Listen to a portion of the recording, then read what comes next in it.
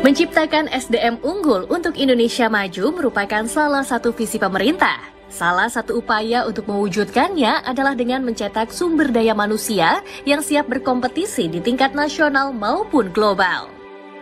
Untuk itu, Kementerian Pendidikan, Kebudayaan, Riset, dan Teknologi meluncurkan berbagai terobosan Merdeka Belajar.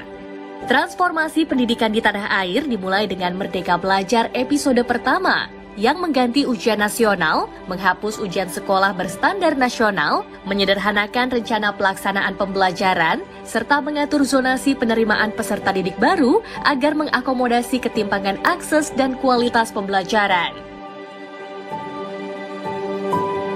Merdeka Belajar episode kedua, Kampus Merdeka.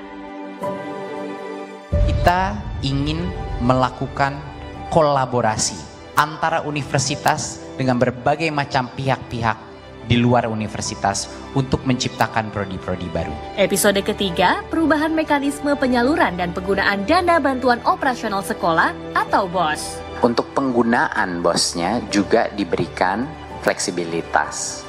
Ini adalah langkah pertama Kementerian Pendidikan dan Kebudayaan untuk membantu menyejahterakan guru-guru honorer yang memang layak mendapatkan upah yang lebih layak. Episode keempat, program organisasi penggerak. Bahwa paradigma Kementerian Pendidikan dan Kebudayaan itu akan berubah menjadi jauh lebih gotong royong.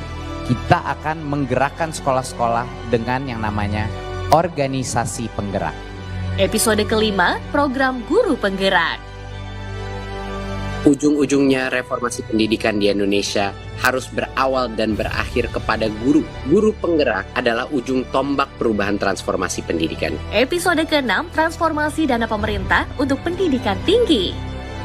Sebagai upaya pengembangan Merdeka Belajar di lingkungan pendidikan tinggi, terobosan pendanaan yang fundamental untuk mengakselerasi tercapainya Indonesia Maju telah kami siapkan. Episode ke-7, program sekolah penggerak.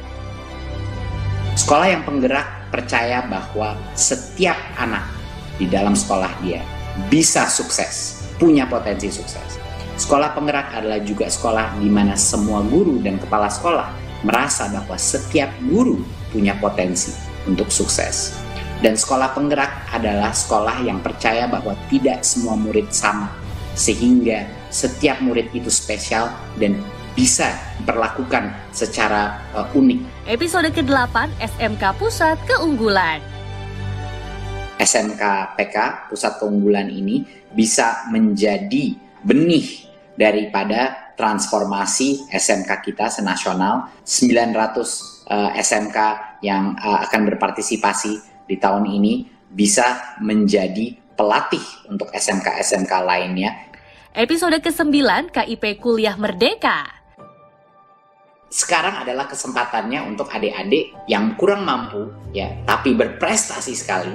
Adik-adik bisa bermimpi sangat besar, bisa masuk ke dalam program-program. Kalau Anda masuk ke dalam program-program terhebat di Indonesia, Anda bisa menerima sampai dengan 12 juta per semester dari KIP Kuliah. Episode ke-10, perluasan program beasiswa Lembaga Pengelolaan Dana Pendidikan. Jadi benar-benar esensi daripada hari ini adalah kemerdekaan dana LPDP untuk menjadi lebih inklusif, untuk juga mendukung bukan hanya murid-murid, tapi juga dosen-dosen, pengajar, dan tenaga pendidik, dan juga fokus bukan hanya kepada program-program masa lalu, yaitu hanya program yang degree saja, tapi juga program-program non-degree. Episode ke-11, Kampus Merdeka Vokasi. Visinya adalah untuk memastikan bahwa integrasi antara pendidikan tinggi vokasi dan dunia kerja itu semakin erat. Dan goal kita sangat jelas untuk mereka mendapatkan pekerjaan di berbagai macam industri secepat mungkin dan dengan upah yang layak juga. Episode ke-12, Sekolah Aman Berbelanja Bersama Siplah. Siplah itu bisa memberikan kemerdekaan bagi kepala sekolah dan guru-gurunya untuk benar-benar punya menu terbesar. Apa yang cocok untuk murid-muridnya, apa yang cocok untuk daerahnya, untuk sekolahnya, dan program proses pembelajarannya. Jadi benar-benar kita bukan hanya mendorong transparansi pendidikan, tapi juga mendorong peningkatan kapasitas UMKM kita. Ini dua hal yang sangat penting sebagai objektif daripada pemerintah pusat. Episode ke-13, Merdeka Berbudaya dengan kanal Indonesiana. Dengan adanya platform Indonesiana ini adalah episode ke-13 kita ingin mengundang para pelaku seni, kita ingin mengundang para kreator, kita ingin mengundang filmmaker, kita ingin mengundang musisi, penulis, event organizer, semua jenis institusi dan individu yang berkiprah di dalam dunia budaya untuk bergabung dengan kita, menciptakan kreasi-kreasi mereka dengan merdeka dan bergabung dalam platform kita Indonesiana, sehingga Indonesia bisa akhirnya terlihat kekayaan kita di panggung dunia. Dan Kampus Merdeka dari Kekerasan Seksual sebagai episode ke-14. Peraturan Menteri Pendidikan, Kebudayaan, Riset, dan Teknologi Nomor 30 Tahun 2021 hadir sebagai langkah awal untuk menanggapi keresahan sivitas akademika terhadap kasus kekerasan seksual di lingkungan perguruan tinggi. Peraturan ini bertujuan untuk memastikan hak warga negara atas pendidikan tetap terjaga dan tridharma perguruan tinggi dapat terlaksana secara optimal melalui pencegahan dan penanganan kekerasan seksual di lingkungan pendidikan tinggi.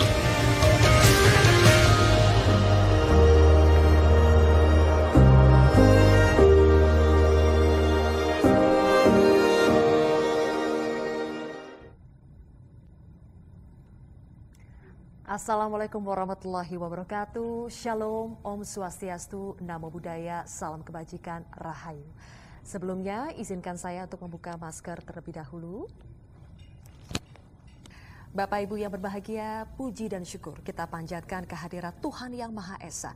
Karena pada siang hari ini kita dapat bergabung dalam acara peluncuran Merdeka Belajar, episode ke-14, Kampus Merdeka dari Kekerasan Seksual.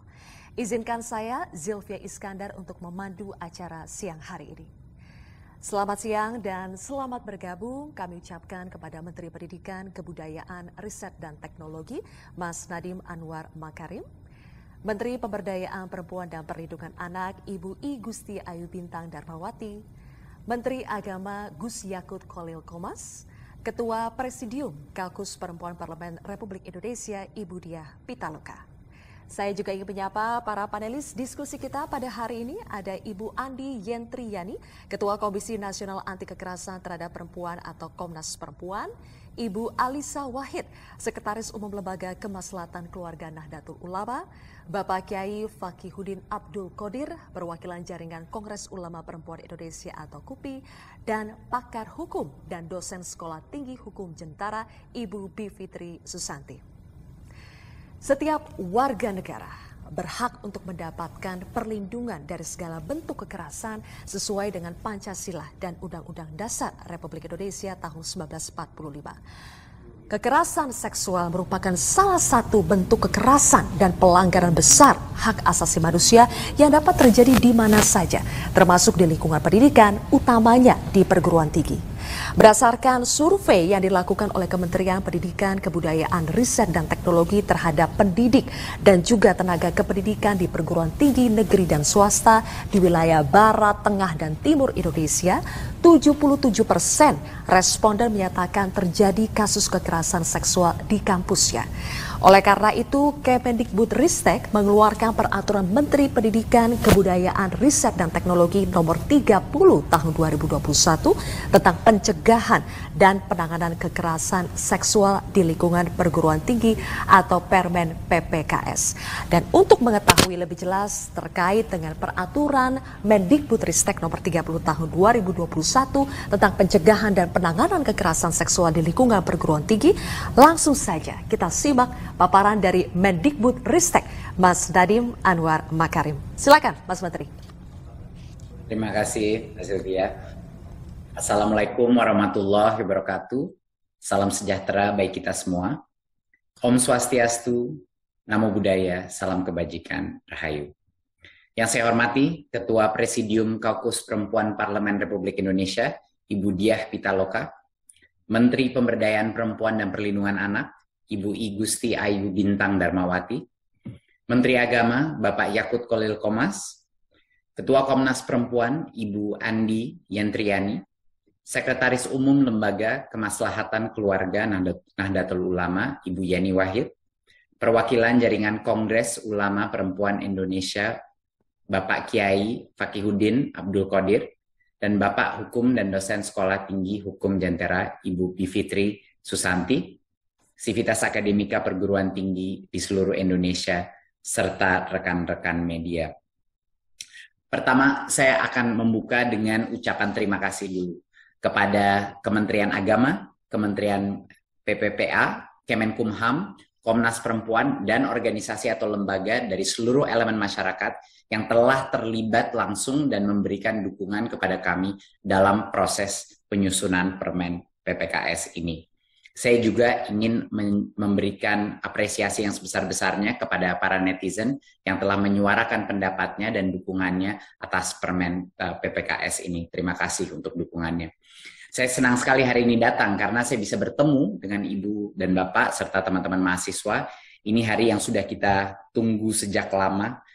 Permendikbudristek tentang pencegahan dan penanganan kekerasan seksual ini adalah jawaban dari kegelisahan banyak sekali pihak. Mulai dari ibu dan bapak orang tua, pendidik, tenaga kependidikan, serta dan yang terutama mahasiswa dan mahasiswi di seluruh Indonesia.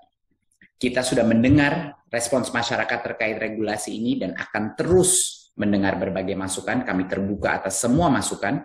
Dan bagi saya, beragam respons yang muncul itu adalah tanda yang sangat baik. Tanda bahwa banyak yang peduli tentang pendidikan Indonesia dan memikirkan masa depan generasi penerus kita.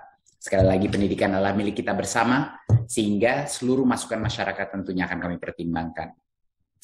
Izinkan saya menyampaikan paparan singkat untuk menjelaskan kisi-kisi daripada peraturan menteri ini.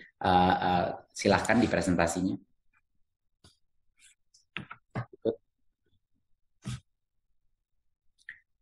Universitas adalah suatu tempat yang menjadi batu loncatan bagi generasi penerus bangsa kita keluar ke dunia yang nyata. Disitulah dia mencapai kedewasaan, disitulah dia bukan hanya menyerap ilmu, tapi menyerap berbagai macam nilai-nilai moral dan akhlak, dan konsekuensi daripada kekerasan seksual pada umur yang begitu muda terhadap hidupnya luar biasa besarnya. Jadi lingkungan, tidak ada pembelajaran tanpa rasa aman.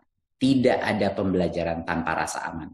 Dan ini merupakan kenapa di dalam perguruan tinggi kita harus mencapai suatu ideal yang lebih tinggi dari sisi perlindungan daripada masyarakat di dalam perguruan tinggi kita. Baik itu dosen, mahasiswa, maupun semua yang di dalam tenaga pendidikan, di dalam lingkungan kampus. Berikut.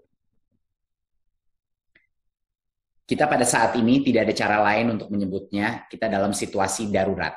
Ya, bisa dibilang situasi gawat darurat. Di mana kita bukan hanya saja ada satu pandemi COVID, tapi juga ada pandemi kekerasan seksual dilihat dari data apapun. Dari Komnas HAM kita melihat bahwa dari semua aduan yang diterima oleh Komnas Perempuan, 27% yaitu grup yang terbesar diterima di jenjang pendidikan tinggi. Kita sudah melakukan berbagai macam survei eksternal, dan kita melihat survei eksternal dan internal berdasarkan 174 testimoni dari 79 kampus di 29 kota. Korban kekerasan seksual itu hampir 90% adalah perempuan, tapi bukan hanya perempuan, laki-laki pun menjadi korban kekerasan seksual. Ya. Dan akhirnya kita juga melakukan survei langsung. Dan pada saat ini kita melakukan survei kepada dosen kita. Dosen, bukan mahasiswa. Kalau mahasiswa mungkin angka ini akan lebih besar lagi. Tapi kita menanyakan dosen-dosen kita, apakah kekerasan seksual pernah terjadi di kampus Anda? Dan 77% merespon ya, kekerasan seksual pernah terjadi di kampus kita. Dan 63% dari kasus-kasus tersebut tidak dilaporkan kasusnya. Ya.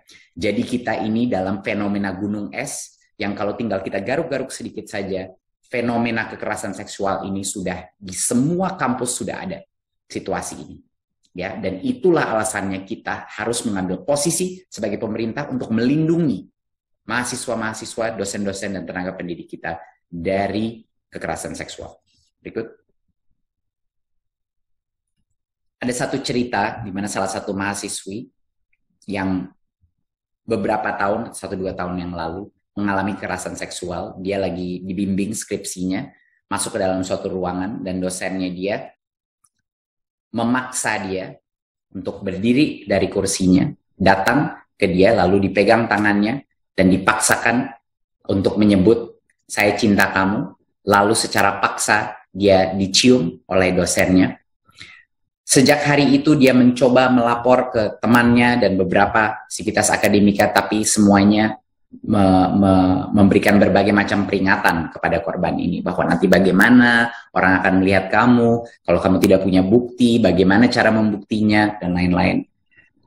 Mahasiswi ini sampai depresi, dan karena dia begitu takut dan trauma dengan dosen tersebut, mahasiswi ini akhirnya memutuskan untuk meninggalkan pembelajarannya di kampus. Ini adalah satu dari puluhan ribu, bisa pun ratusan ribu kasus yang mengalami kekerasan seksual dalam berbagai macam bentuk. Saya hanya ingin menceritakan cerita ini karena kita tidak bisa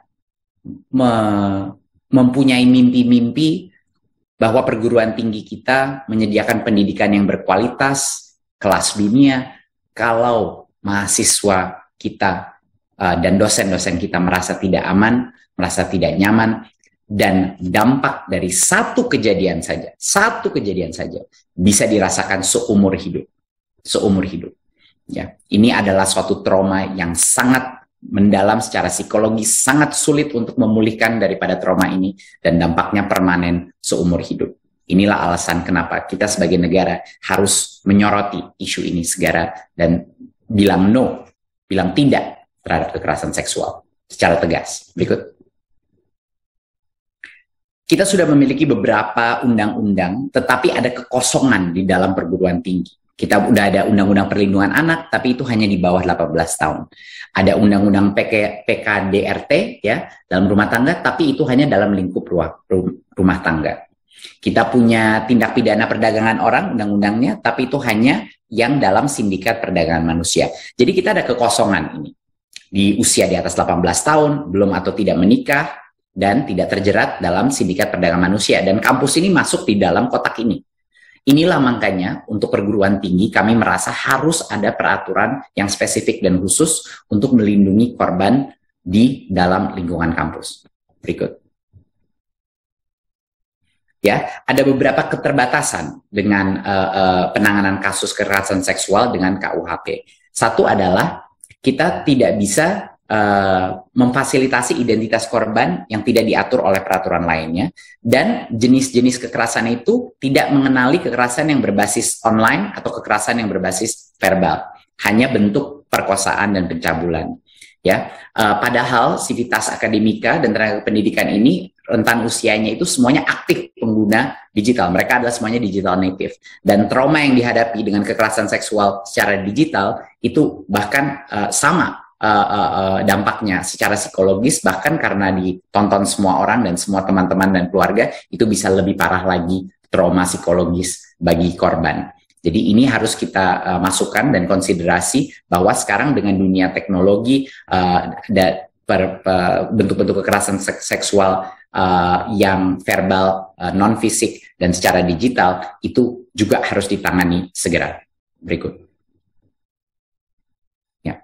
Ada 4 tujuan besar kita meluncurkan permen ini. Yang pertama adalah upaya untuk memenuhi hak setiap warga negara Indonesia atas pendidikan tinggi yang aman. Ya, itu nomor 1. Haknya mereka untuk mendapat pendidikan dengan aman. Kedua, ini memberikan kepastian hukum bagi pemimpin perguruan tinggi untuk bisa mengambil langkah tegas. Saat ini belum ada kerangka hukum yang dimana banyak sekali dosen dan rektor berbicara kepada saya mengenai masalah ini, tapi mereka kadang-kadang tidak tahu cara untuk mengambil tindakan karena belum dikasih payung hukum yang jelas. Ya, jadi kita ingin memberikan bantuan regulasi bagi para rektor, para dekan, dan juga penggerak-penggerak di dalam kampus untuk bisa mengambil tindakan yang nyata. Dan ketiga adalah kita ingin mengedukasi tentang isu kekerasan seksual, menjelaskan apa itu yang dimaksud kekerasan seksual, apa yang dimaksudkan victim blaming dan korban, apa definisi kekerasan seksual yang non-fisik, Ya, apa itu kriteria? Jadi kita ingin yang abu-abu, kita jadikan hitam putih. Jelas apa yang kita maksud. Dan tujuan daripada permen yang keempat adalah kolaborasi antara kementerian, kampus-kampus untuk menciptakan budaya akademik yang sehat sesuai dengan akhlak mulia. Ini adalah tujuan daripada permen kita. Berikut. Sasarannya siapa?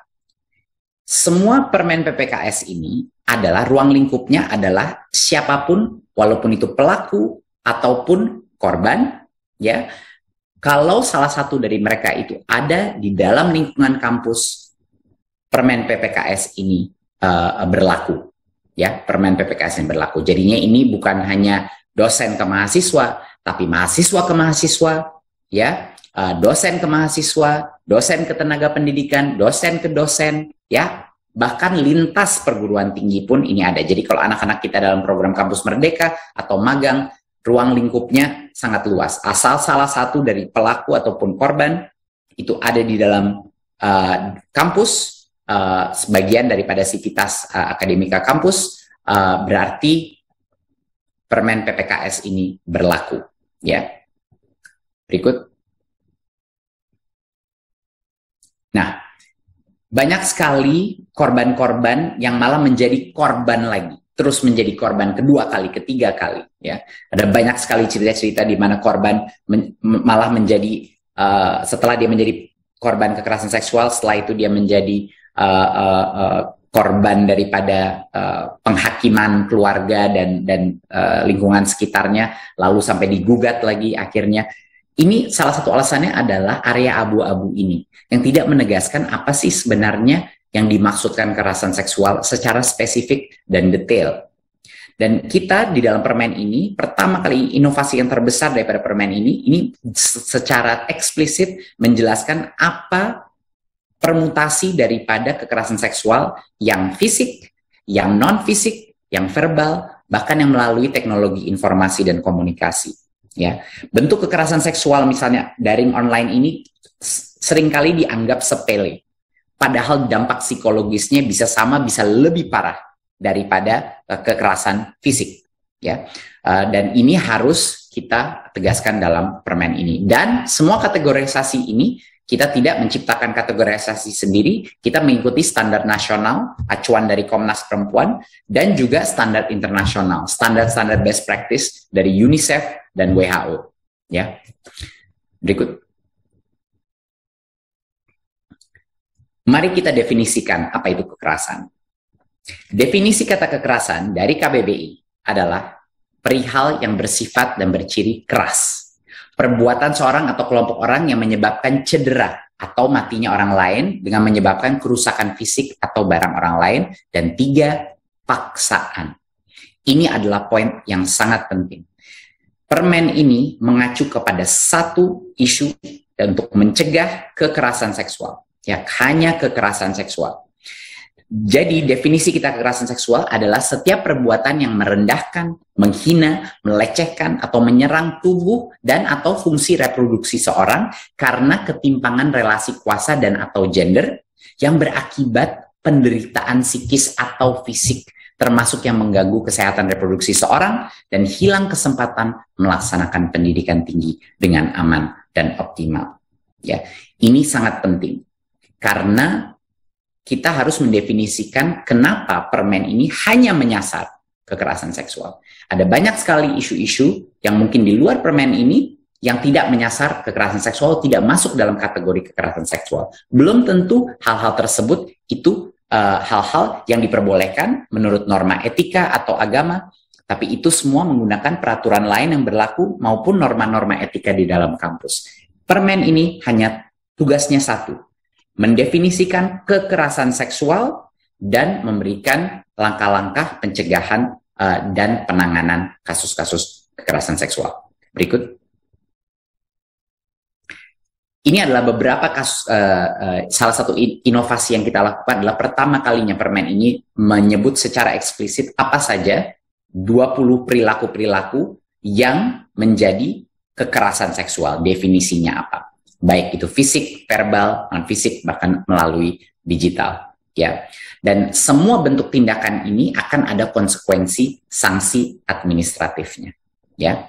Dan salah satu hal yang terpenting di sini seperti saya mendengar banyak sekali masukan dari berbagai macam pihak yang merasa bahwa kalau misalnya ada perkataan-perkataan di dalam ini yang bisa melegalkan atau mungkin menghalalkan tindakan-tindakan asusila, itu sama sekali bukan maksud dari permen ini.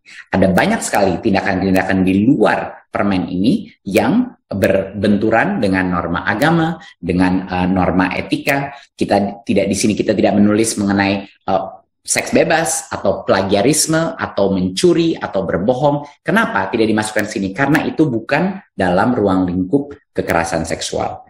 Hanya dalam ruang lingkup kekerasan seksual yang akan diatur di sini, dan definisi itu adalah kekerasan seksual seperti tadi KBBI adalah paksaan. Paksaan artinya tanpa dengan persetujuan korban. Fokus daripada permen ini adalah korban, dan korban. Ini mohon dimengerti bagi banyak masyarakat. Kita melihat ini semua daripada perspektif korban. Jadinya kalau kita sedang merancang peraturan, kita merancang beberapa aktivitas-aktivitas perilaku yang dalam definisi kekerasan seksual yang bisa dialami korban tersebut. Ini adalah sangat penting untuk dimengerti masyarakat. Berikut dan berikutnya ada kira-kira 20 perilaku dan lanjut.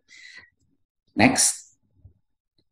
Dan nggak semua perilaku tadi atau bentuk kekerasan seksual tersebut sanksinya sama. Kita ada gradasi sanksi, mulai dari sanksi ringan, yaitu formatnya seperti teguran tertulis atau pernyataan permohonan maaf, ya, yang sangat ringan, sampai dengan sanksi berat. Yang terberat tentunya, sanksi administratif terberat adalah pemberhentian. Misalnya pemberhentian sebagai mahasiswa atau pemberhentian sebagai jabatan dosen dan lain-lain. Ya, jadi ini adalah gradasi daripada sanksi-sanksi berdasarkan perilaku yang diinvestigasi dan terlihat bahwa itu memang terjadi. Ya, pelaku yang mendapatkan sanksi ringan dan sedang ini wajib mengikuti program-program counseling sebelum direintegrasi ke dalam kampus. Itu adalah wajib. Dan pembiayaan program counseling dibebankan kepada pelaku. Ya.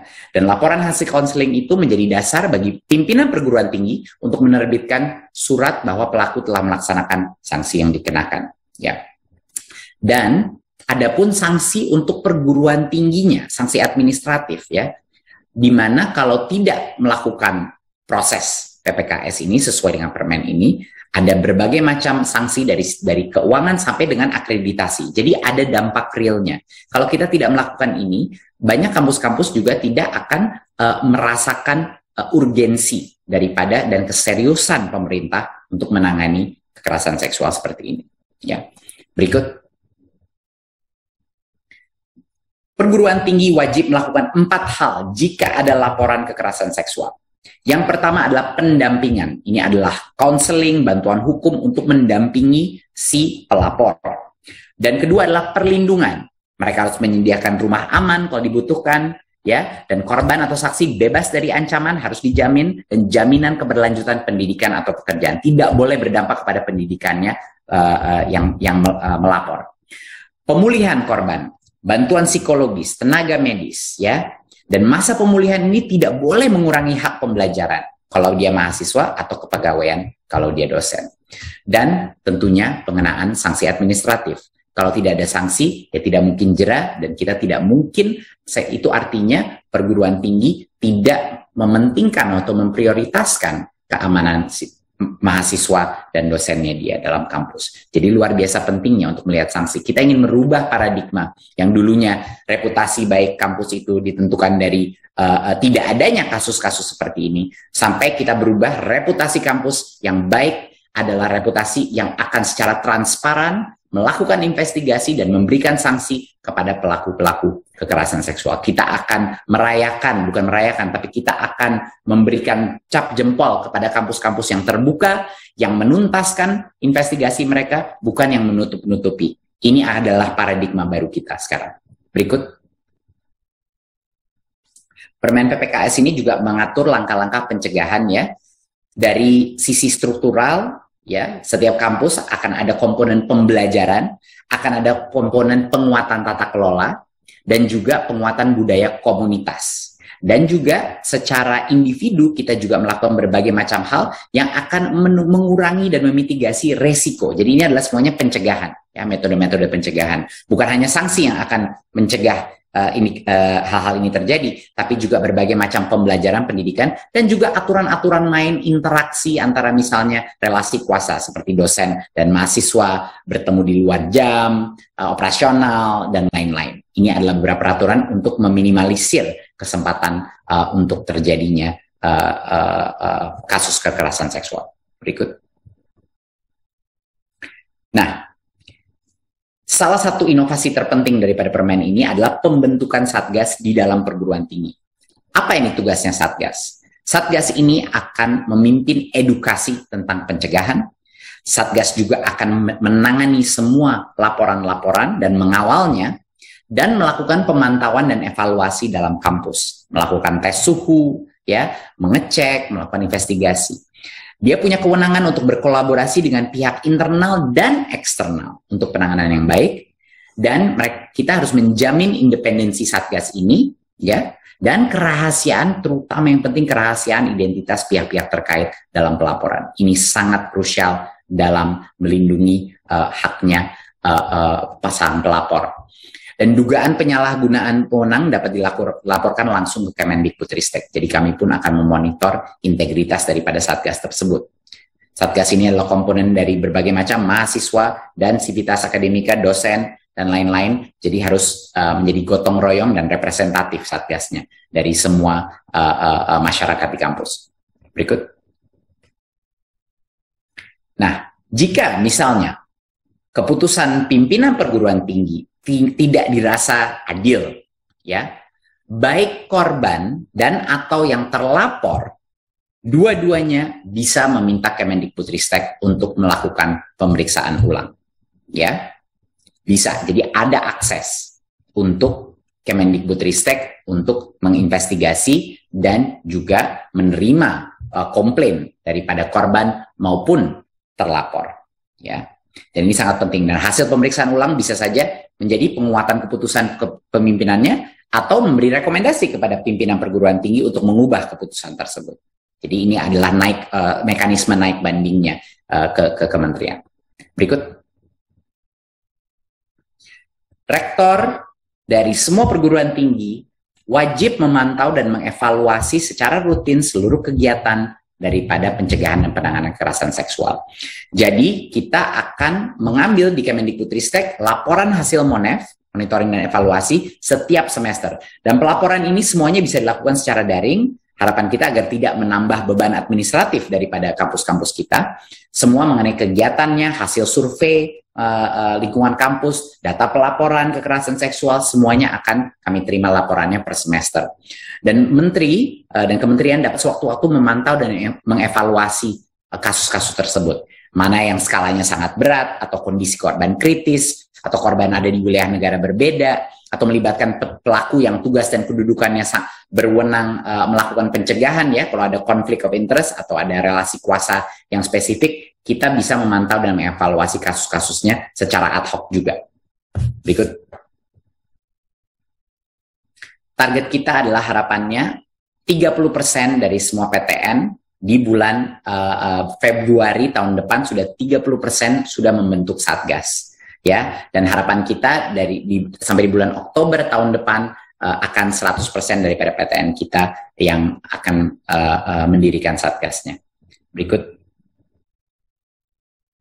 Untuk PTS kita juga mengharapkan di akhir Februari 30% sudah membuat Satgasnya, dan di akhir Juli sampai 100%. Nah, kami sadar bahwa tidak semua perguruan tinggi, khususnya yang swasta, itu mungkin punya sumber daya yang cukup untuk melakukan itu. Itulah makanya kita sudah merencanakan bahwa pembentukan Satgas itu bisa dilakukan di LLDikti, yaitu tangan kita di masing-masing daerah yang memfasilitasi PTS, untuk bisa mendukung bagi PTS-PTS yang mungkin memiliki keterbatasan sumber daya. Jadi kami siap membantu melalui LLDikti, ya. Tapi kami sangat mengharapkan PTS itu membentuk sendiri satgas di perguruan tinggi, dan beberapa perguruan tinggi yang ada di bawah yayasan dan beberapa terpadu itu bisa membentuk satu satgas di tingkat yayasan. Jadi kami punya fleksibilitas mengenai struktur dan seberapa besar ruang lingkup daripada satgas ini. Berikut. Ya. Saya ingin pertama sekali lagi mengucapkan terima kasih. Saya sudah memonitor berbagai macam masukan, dan sekali lagi saya ingin ucapkan apresiasi bagi yang telah mendukung aturan ini, dan juga apresiasi kepada yang punya concern-concern dan punya kritik-kritik terhadap Permendikbud ini.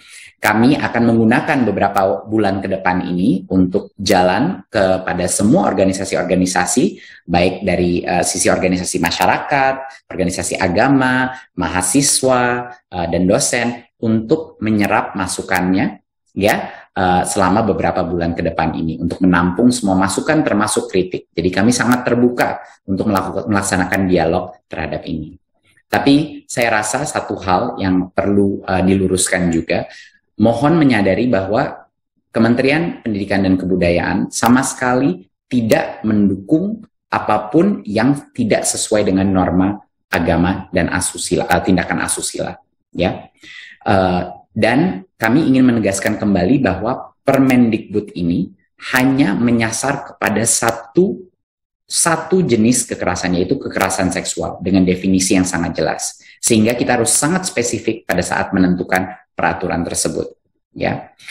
Ada banyak sekali aktivitas di luar itu yang mungkin tidak sesuai dengan norma agama dan norma etika yang bisa diatur di peraturan-peraturan lain, ya, dan juga peraturan-peraturan yang ditetapkan beberapa universitas secara mandiri. Tapi target dari Permendikbud ini adalah untuk melindungi puluhan ribu bahkan ratusan ribu korban, dan untuk mencegah terjadinya kontinuasi daripada korban-korban ini di lingkungan kampus. Saya selalu dalam setiap sesi ini menanyakan dan ingin berbicara langsung kepada hati masyarakat. Bagi setiap orang yang punya anak putri, setiap orang yang punya kakak adik dan punya anak di dalam kampus, bagi semua dosen yang melihat aktivitas ini terjadi di depan mereka, untuk semua mahasiswa yang temannya ataupun dirinya pernah mengalami isu seperti ini, inilah saatnya untuk kita bersuara. Inilah saatnya untuk kita sebagai bangsa mengambil posisi yang keras, yang tegas, untuk bilang tidak kepada pelaku kekerasan seksual, dan untuk memberikan peringatan yang sangat tegas kepada mereka yang memikirkan untuk bahwa hal-hal seperti ini itu bisa dilakukan di dalam kampus. Permen ini adalah refleksi, hasil dari refleksi tersebut. Permen ini adalah suatu sinyal kepada sivitas akademika kita dan kepada mahasiswa bahwa pemerintah hadir untuk melindungi Anda. Pemerintah hadir untuk melindungi anak-anak kita dan masa depan generasi penerus bangsa kita. Terima kasih. Wassalamualaikum warahmatullahi wabarakatuh. Waalaikumsalam warahmatullahi wabarakatuh. Terima kasih Mas Menteri atas paparannya. Sekali lagi ya, tadi Mas Menteri menegaskan bahwa inilah saatnya bagi kita untuk bersuara, mengambil posisi yang tegas dan keras untuk bilang tidak terhadap kekerasan seksual di lingkungan kampus, untuk mengatakan tidak kepada pelaku kekerasan seksual. Permendikbudristek ini hadir untuk melindungi anak-anak kita dan tentunya melindungi masa depan mereka. Terima kasih sekali lagi kepada Mas Menteri dan hadirin sekalian. Selanjutnya sekarang kita akan menyimak bersama bagaimana tanggapan dan juga dukungan dari Menteri Pemberdayaan Perempuan dan Perlindungan Anak, Ibu I Gusti Ayu Bintang Darbawati, terkait dengan Permen PPKS ini. Silakan Bu Menteri. Assalamualaikum warahmatullahi wabarakatuh. Salam sejahtera, shalom, om swastiastu, namo buddhaya, salam kebajikan, tentunya salam sehat untuk kita semua. Yang saya hormati dan saya banggakan Mas Nadiem Makarim, Menteri Pendidikan, Kebudayaan, Riset dan Teknologi Republik Indonesia, Gus Yakut, Menteri Agama Republik Indonesia, demikian juga para narasumber serta hadirin sekalian yang saya banggakan. Pemenuhan hak dan perlindungan warga negara menjadi bagian penting yang menandai merdekanya sebuah bangsa.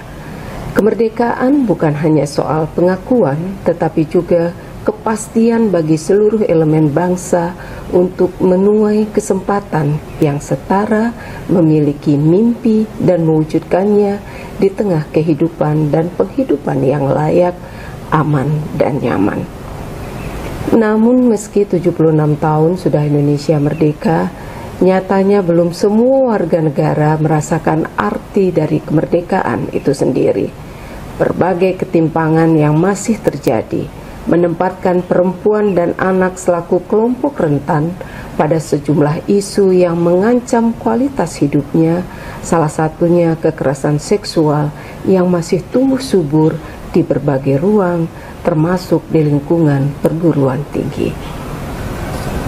Yang lebih memprihatinkan, fakta di lapangan menunjukkan bahwa kasus kekerasan seksual yang kerap terjadi di lingkungan perguruan tinggi seringkali tidak tertangani dengan semestinya, sehingga memberikan dampak luar biasa terhadap kondisi mental dan fisik dari korban.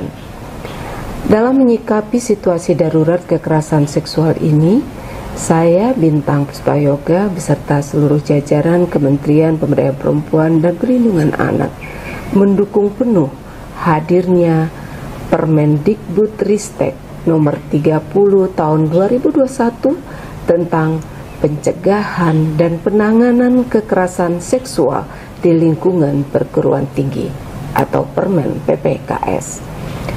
Permen PPKS ini tentunya menguatkan upaya kami untuk memberikan perlindungan kepada perempuan dan anak-anak Indonesia, sekaligus menjadi regulasi yang tepat untuk mencegah, menangani, dan mengurangi risiko berulangnya kekerasan seksual di kampus, sembari terus memperjuangkan pengesahan regulasi dan sistem hukum penanganan kekerasan seksual yang lebih komprehensif.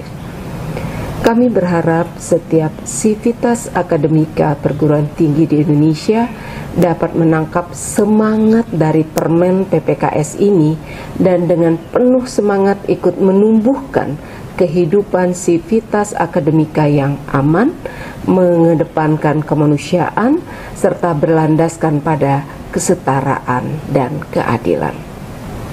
Kolaborasi seluruh lapisan masyarakat dalam proses implementasi Permen PPKS ini tentunya sangat diharapkan untuk menjadikan perguruan tinggi sebagai tempat membumikan kemerdekaan, membangun peradaban, dan mendorong kemajuan demi meraih Indonesia maju yang kita cita-citakan. Demikian beberapa hal yang saya sampaikan. Perempuan berdaya, anak terlindungi, Indonesia maju. Wassalamualaikum warahmatullahi wabarakatuh. Om Santi, Santi, Santi Om. Namo Buddhaya. Baik, terima kasih Ibu Menteri atas tanggapannya tadi. Kita sudah simak bersama bagaimana Ibu Menteri memberikan dukungan penuh terhadap Permen PPKS ini, karena Permen PPKS dapat mencegah kemudian menangani kasus-kasus kekerasan seksual yang terjadi di lingkungan perguruan tinggi dan juga menanggulangi dan memutus mata rantai adanya kasus kekerasan seksual yang berulang. Oleh karena itu, mari kita menangkap semangat dari Permen PPKS ini dan tentu saja kolaborasi masyarakat dalam mengawal implementasi dari Permen PPKS ini sangat dibutuhkan. Terima kasih sekali lagi kepada Ibu Menteri. Selanjutnya kita akan menyimak tanggapan dan juga dukungan dari Menteri Agama Gus Yakut Kolil Komas. Kepada Gus Yakut kami persilakan. Terima kasih. Assalamualaikum warahmatullahi wabarakatuh. Selamat siang, salam sejahtera untuk kita semua. Om Swastiastu, Namo Buddhaya, salam kebajikan. Yang saya banggakan, sahabat saya, Mas Nadiem Makarim, Mendikbudristek Republik Indonesia. Yang saya hormati, Ibu Menteri PPPA, Ibu Igusti Ayu Bintang Puspayoga, perwakilan dari Komnas HAM. Tadi saya dengar ada dari Kongres Ulama Perempuan, ada Ibu Alisa Wahid juga bersama kita semua, dan seluruh narasumber serta para undangan yang mungkin tidak bisa saya sebut satu persatu. Tapi yang pertama, mari kita semua bersyukur siang hari ini kita bisa bersilaturahim, kita bisa bertemu di forum yang menurut saya momentum utama kita berbuat baik itu kepada bangsa dan negara, terutama pada dunia pendidikan. Bapak Ibu sekalian, ketika pertama kali saya menyimak tentang Permendikbud ini, di Kementerian Agama sebenarnya sudah dari awal tegas. Jadi ketika saya bertemu dengan Mas Menteri Nadiem, saya langsung yakin, pasti saya memberikan jaminan Kementerian Agama akan memberikan dukungan sepenuhnya. Karena Kementerian Agama ini juga memiliki komitmen untuk terus mengembangkan moderasi beragama sebagai solusi untuk menghadapi problem keagamaan dan kebangsaan yang dihadapi saat ini. Nah, definisi moderasi beragama itu kurang lebih cara pandang, sikap, dan praktek beragama dalam kehidupan bersama dengan cara mengaktualisasikan esensi ajaran agama yang melindungi martabat kemanusiaan, ya, yang melindungi martabat kemanusiaan dan membangun kemaslahatan umum berlandaskan prinsip yang adil, berimbang, taat pada konstitusi sebagai kesepakatan berbangsa. Maka hemat saya, perlindungan terhadap para sivitas akademika dalam konteks kekerasan seksual itu adalah bagian dari implementasi moderasi beragama, dan tentu saja bagian dari aktualisasi esensi ajaran agama tadi, yaitu melindungi martabat kemanusiaan. Jadi tidak ada alasan untuk tidak memberikan jaminan dan kehormatan atas perlindungan manusia apapun jenis kelaminnya, agama, ras, suku, golongan maupun latar belakang yang lain, dari tindakan-tindakan yang merendahkan kehormatan sebagai manusia di tempat manapun, tidak terkecuali di lingkungan perguruan tinggi. Nah, atas dasar ini, Bapak Ibu sekalian, Kementerian Agama terus membangun kolaborasi dengan berbagai stakeholders terkait dengan diterbitkannya Surat Keputusan Dirjen Pendidikan Islam nomor 5494 tahun 2019 tentang pedoman pencegahan dan penanggulangan kekerasan seksual pada perguruan tinggi keagamaan Islam sebagai implementasi komitmen untuk menjadikan lingkungan dunia pendidikan tinggi terbebas dari kekerasan seksual. Jadi problem kekerasan seksual di perguruan tinggi itu bukan hanya problem di Kementerian Pendidikan dan Kebudayaan, tetapi juga ada di bawah Kementerian Agama. Pendidikan tinggi keagamaan di bawah Kementerian Agama juga memiliki problem yang serupa. Nah, untuk itu sebagai Menteri Agama Republik Indonesia, tentu saya berkewajiban untuk menyambut baik dan memberikan dukungan sepenuhnya. Sekali lagi memberikan dukungan sepenuhnya atas terbitnya Permendikbudristek nomor 30 tahun 2021 tentang pencegahan dan penanganan kekerasan seksual di lingkungan perguruan tinggi sebagai bagian dari program Merdeka Belajar episode ke-14 yang tadi disampaikan oleh Mas Menteri secara komprehensif. Jadi sekali lagi tidak ada alasan untuk tidak memberikan dukungan kepada permen yang menurut saya sangat revolutif lah. Jadi membongkar selama ini yang buntu-buntu itu, ya, kejumutan itu, stagnasi penyelesaian kekerasan seksual di lingkungan perguruan tinggi ini.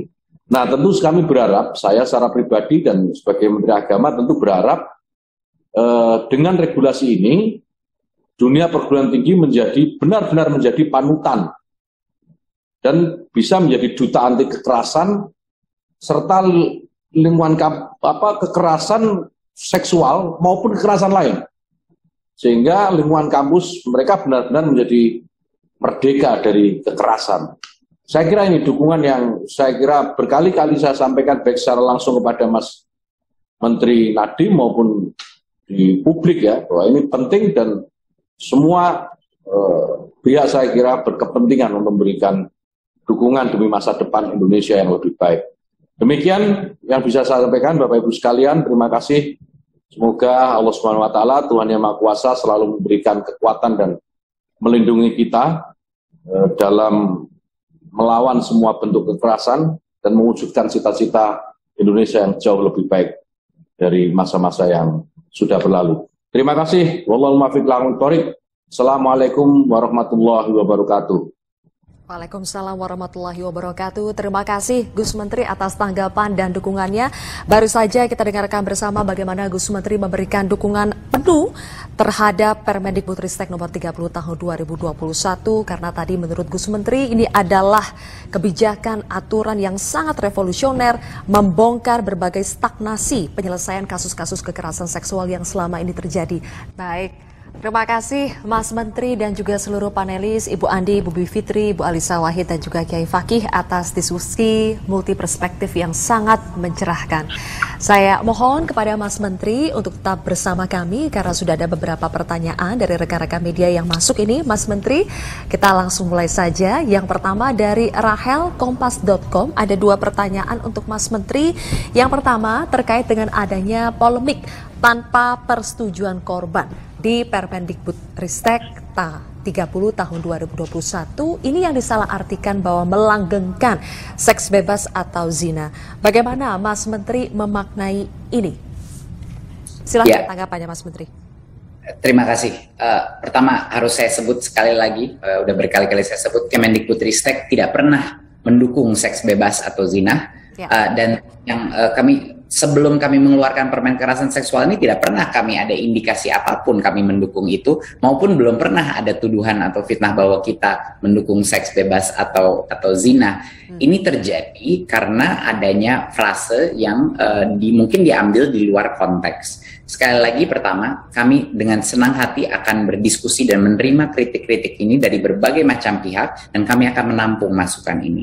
Tapi sangat perlu dimengerti bahwa PPKS ini tujuannya adalah untuk menjunjung tinggi nilai-nilai keagamaan, nilai-nilai kesusilaan, dan kekeluargaan. Ya kan, ini yang mau kita lindungi, keluarga kita mau lindungi anak-anak kita. Saya selalu menanyakan, kalau itu anak Anda yang menjadi korban, apa yang akan Anda lakukan untuk melindunginya? Jawaban dari semua pihak itu selalu apapun. Jawabannya selalu apapun.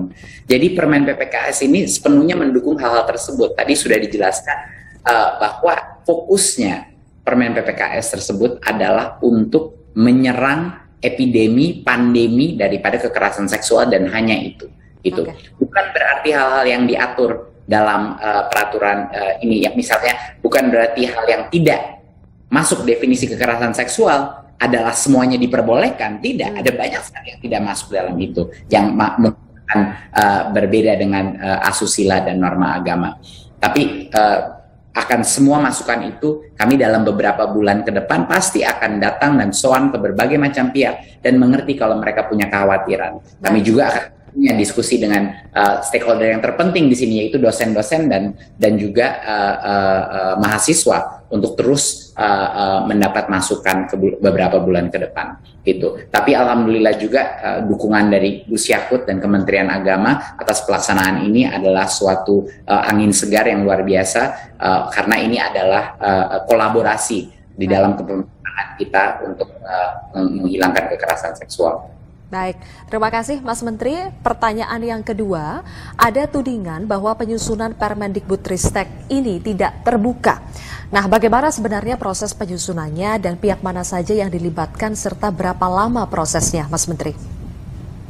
Ya, penyusunan proses PPKS ini adalah salah satu yang terlama karena kita sudah melakukan begitu banyak proses pengkajian dan diskusi dengan berbagai macam tokoh. Jadi kita ini permen baru keluar sekarang, tapi udah lebih dari 1,5 tahun kita telah merencanakan permen ini. Kenapa begitu lama? Karena diskusi yang harus kita lakukan, hampir lebih dari 20 kali sesi diskusi workshop yang dilakukan sebelum penyusunan teks regulasi, uji publik, dan harmonisasi, dan melibatkan beragam unsur pemangku kepentingan. Ya, ini ada fase-fasenya juga banyak, ada pengumpulan data, diskusi internal, uji publik, harmonisasi. Dan dalam proses penyusunan itu kami melakukan uji publik di berbagai kota. Kita melakukan revisi dari draft itu, beberapa kali kita terus melakukan revisi, penyesuaian masukan dari para wakil rektor, kemahasiswaan, dosen,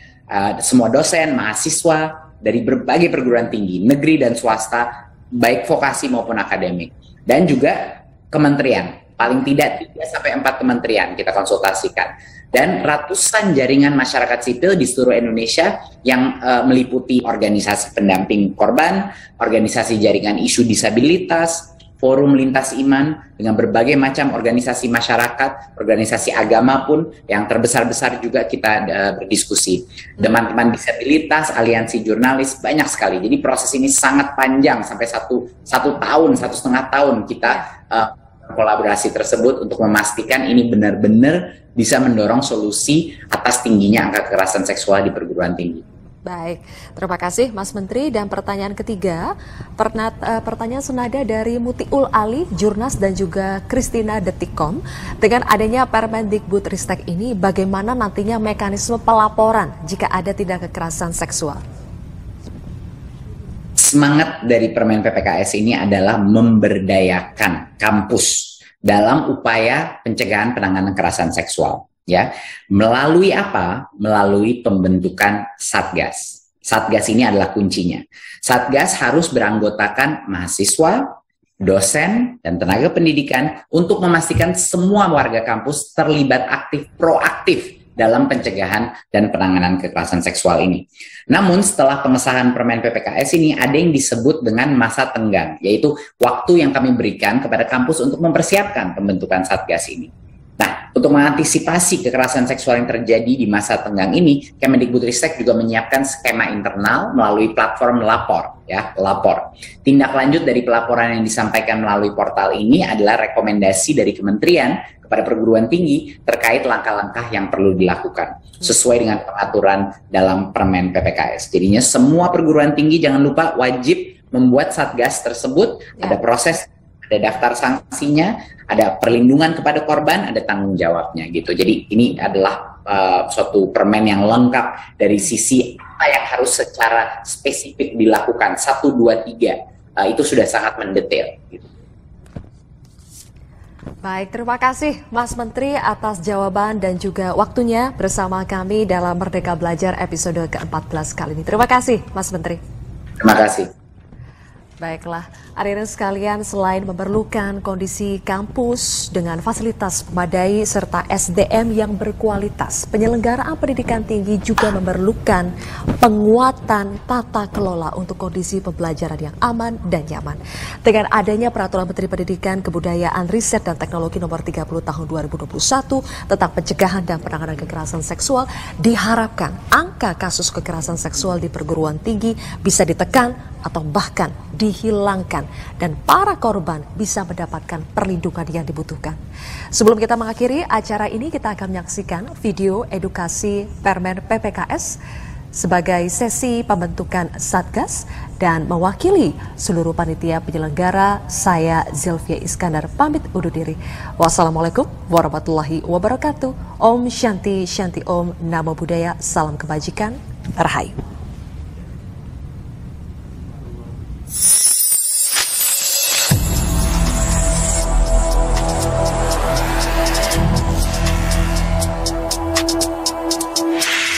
Perguruan tinggi sebagai tempat untuk belajar dan meraih ilmu tercoreng dengan banyaknya kekerasan seksual, baik yang dialami oleh pengajar ataupun mahasiswa.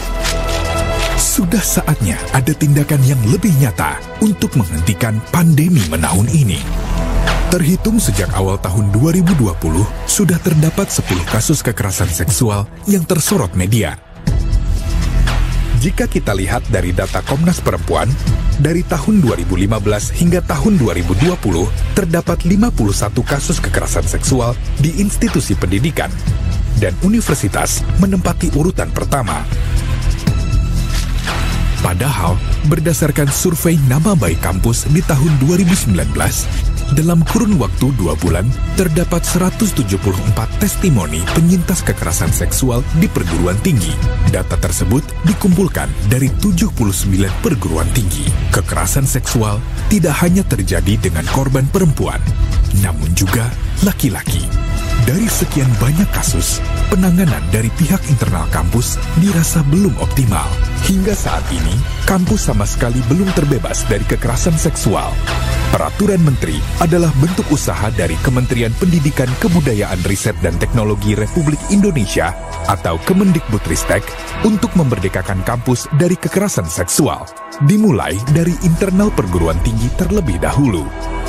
Peraturan Menteri tentang pencegahan dan penanganan kekerasan seksual di perguruan tinggi hadir untuk membantu kampus mencegah dan menangani kekerasan seksual dengan menginisiasi 3 poin sasaran.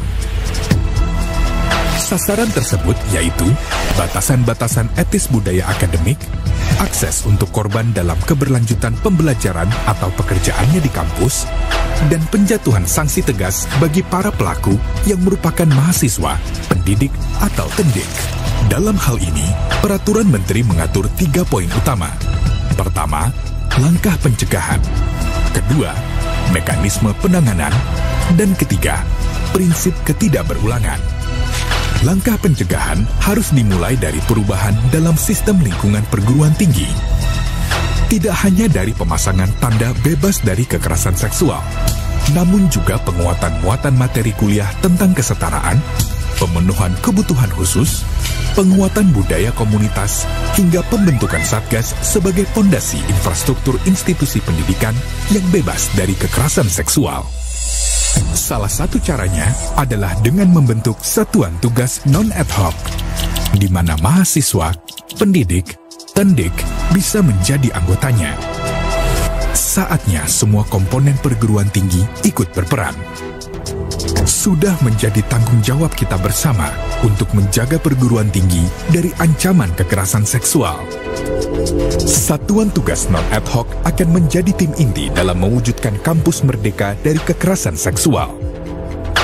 Dengan syarat, anggota satuan tugas dibentuk di tingkat perguruan tinggi, paling sedikit berjumlah 5 orang, komposisi 50%-nya adalah mahasiswa, serta memperhatikan keterwakilan keanggotaan perempuan paling sedikit 2/3 dari jumlah anggota. 2 tugas utama dari Satgas adalah dalam upaya pencegahan dan penanganan. Dalam skala besarnya, Satgas hadir untuk membantu pemimpin perguruan tinggi melaksanakan peraturan Mendikbudristek. Mekanisme penanganan sendiri akan dilakukan oleh Satgas terbentuk di tingkat perguruan tinggi. Lalu, Satgas membuat kesimpulan dan rekomendasi atas laporan kekerasan seksual dari korban atau saksi pelapor kepada pemimpin perguruan tinggi. Pemimpin perguruan tinggi kemudian menetapkan pelaksanaan pemulihan untuk korban, sanksi administratif bagi pelaku, dan tindakan pencegahan keberulangan sesuai kesimpulan dan rekomendasi Satgas. Satuan tugas non-ad hoc berperan penting dalam pelaksanaan pencegahan dan penanganan kekerasan seksual yang terbuka untuk semua unsur kampus, yaitu pendidik, tenaga kependidikan, hingga mahasiswa. Perguruan tinggi sebagai salah satu pondasi pencetak masa depan bangsa seharusnya tidak melukai kepercayaan publik dengan kasus kekerasan seksual yang jarang terselesaikan. Apakah kekerasan seksual masih akan terus terjadi? Berapa banyak lagi korban yang harus ketakutan? Institusi pendidikan sudah seharusnya menjadi tempat yang aman dan nyaman. Perguruan tinggi adalah rumah bagi mahasiswa, pendidik, dan tenaga kependidikan. Dalam konsepnya, rumah adalah tempat yang memberikan keamanan, kenyamanan, dan keselamatan di dalamnya. Tidak ada ruang untuk kekerasan seksual. Mahasiswa, pendidik, hingga tenaga kependidikan merupakan satu kesatuan dalam tubuh pendidikan. Jangan biarkan kekerasan seksual menjadi virus yang tumbuh subur dalam dirinya. Sudah saatnya mengembalikan fungsi perguruan tinggi sebagai rumah, menciptakan rasa aman dan nyaman di dalamnya. Semua berperan, semua punya andil. Mari gerak bersama mewujudkannya. Gerak bersama, aman bersama.